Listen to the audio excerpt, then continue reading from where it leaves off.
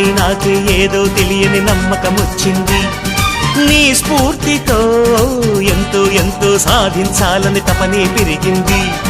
నీ చెలిమితో ఊహల్లో నా ఊరిస్తున్నా గెలుపే అందింది.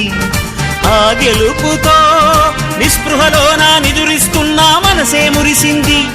ఆ మనసు అలిసిపోరాదని ఈ చెలిమి నిలిచిపోవాలని ఇలా బ్రతుకును గెలవాలని